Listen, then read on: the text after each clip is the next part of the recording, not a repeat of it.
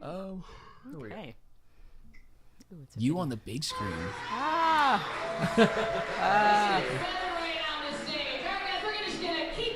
We have to watch this whole thing. Yep. Yay. Is this like the House of Horrors? It's like, don't take me to a haunted house. Yeah. Just show me myself. No!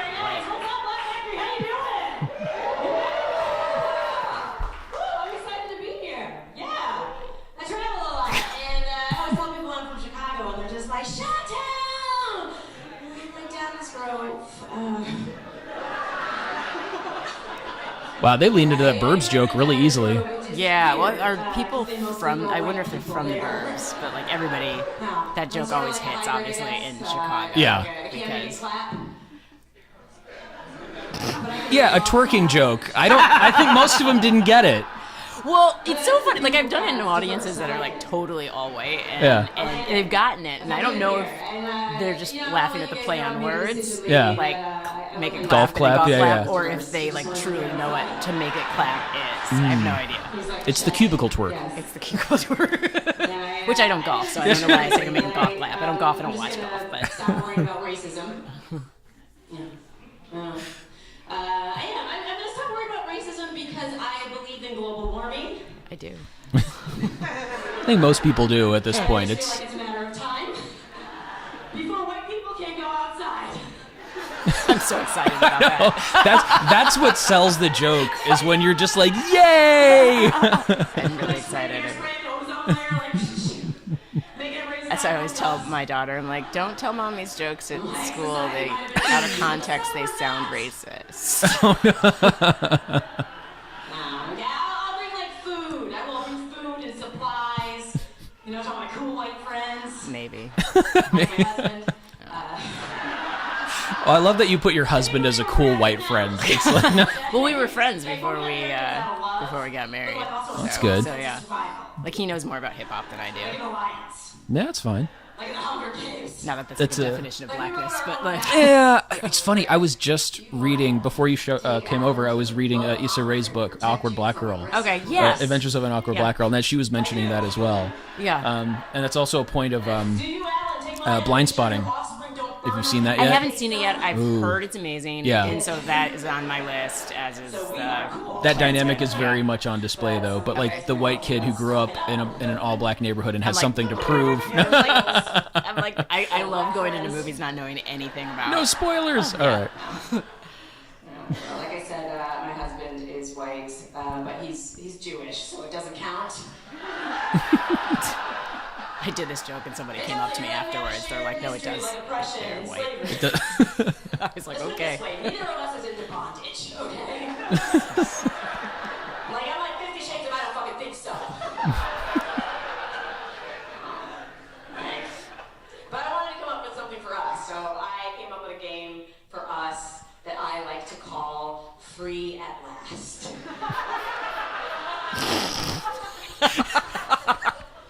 It sounds so silly when I say It is, but you did take a civil rights premise and twist it into a joke about sex. That is pretty good. I've always been very proud of that. Yeah. That's a 10 for difficulty, I would say. It's actually it was one of the first jokes I've ever written. Oh, shit. And I remember my teacher was like, kind of like, maybe you shouldn't do this for like the showcase, the class and the class showcase. And Yeah. I was kind of like, but this is the way my brain works. Yeah. So, but like that, maybe it was a little too blue. And I was kind of like, whatever, I'm just gonna do this because I didn't do like I didn't have it fully developed like this with like the act out and stuff. I think I'm gonna vote. I think I'm gonna vote. Oh my God, I'm voting. I'm voting. But the laughter just comes in tiny waves at that point. They don't know what to do. Is she really having an emancipation orgasm on stage? She's gonna survive well into hot sun. She's a good kid. She might not survive me though. It's tough being a parent. It's tough being a parent. Sometimes you get very stressed out. You can snap. Are there any parents in here? Woo! Yeah, you know what I'm talking about. Yeah, my daughter stresses me out, and she had. I told her about the tooth fairy. I told her the tooth fairy didn't exist in the worst possible way. The worst way. stressful. It's like stressful. So quiet. Yeah. Now they're enthralled. They're like, this woman's a terrible person. They're already judging me. For this. And she comes home, she's like, Mommy, you lost my tooth. And I'm like, oh, great, fuck, I don't have the cash. So she goes to put the tooth under her pillow. I never have. Who has cash on them now? Yeah, never. The envelope ends up flying, like disappears into like a space in a room. And I'm like, oh. And she's like, I can't find it. I can't find the tooth, Mommy. I'm like, don't worry. I'm like trying to help her. I'm like, oh, we'll find it. We'll find it. And she's like, I can't find it. She starts freaking out. And I'm like, and I'm like, maybe you clean your room. And she's like, I can't find the tooth. I can't find it. And then I just looked at her and I was like, there is no tooth fairy. Yeah. And then she's like, oh, but Mommy. Are you guys telling the same story? There's the punchline. That was it. I'll do mine and you can do yours, okay? Did you? Oh my god. Is that like you're building up the momentum and you just swung it right into that? That's such a mom thing to do, by the way, because like you'll be in the middle of doing something like in a store and you're talking, and then all of a sudden you're like, would you just hold on a second? Yeah. Like that is totally a mom thing to do. Ran to my room. So it's meta humor. That's what we're going. Okay. Apparently, yeah. And I was like, I'm the tooth fairy. They're like, oh, Mommy, I thought we had a special friend. And I'm like, I thought we were going to have a female president. Sometimes turns out to die. Not my finest hour. You got him back on track with that one. So I'm trying to meditate. I mean, I don't even know where I go. Where did I go after this? I don't remember. I'm trying to meditate. This is the Siddhartha origin story being depression. Yeah. It is a little suspect. So it's like this rich dude who like basically left his house one day. Like, Is this a bit that you're still developing? kids, right? Like, I mean, it's like kind of like a bit that I don't do go sit often or ever. I kind of do it only when I'm like in a... forever. It's like kind of like something that I'll do if I'm in a place where I'm like, oh, they may be insulted by my race stuff, or like I usually use it as like a filler joke. It's like not one of my favorite jokes, or I'll use it as a transition joke because I have like a bunch of jokes about work.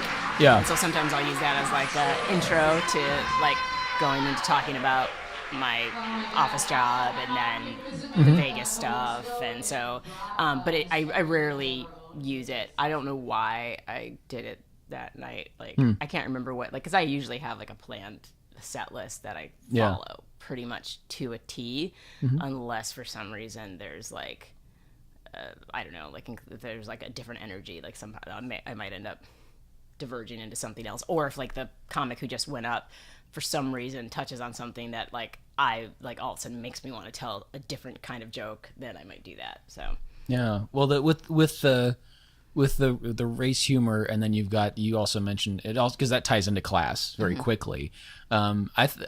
That actually would fit, I think, with even your stuff of like white people can't go outside, just because you do mention that he was a rich kid, you know, like a princeling. A princeling going out and I mean, kind of like a hipster. I mean, there's oh my god, yeah. There's a lot. I would think there's a lot to mine there, given that you're already talking about these things.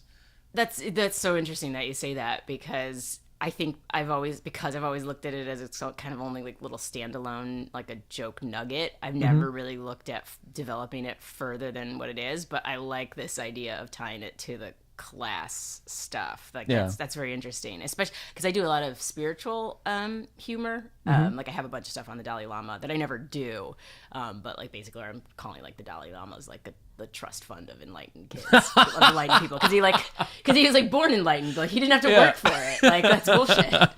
And I haven't done it. Yeah, no, just like he's just trying to sell you a book. Like I just feel like the Dalai Lama's written like 50 books. Like that's so many books, and so maybe I'll play around with that. I felt like it was weird here because it kind of like came out of nowhere, and it was just like tied in, and it's not a joke that I ever close on. Like it's not like a closing type joke. Yeah, I think you mentioned after the set you said you were distracted because of the story. So it seems like it was just, oh, this is my filler joke. Let me just go to my filler joke because I have an extra minute. Yeah. To toss that out, but given what you were already talking about, I was just like, ooh, she's gonna go in some interesting places here. You're like, and then I didn't. And then, and it's like, I am Siddhartha of The Office. Oh, okay. And then we're done. Like,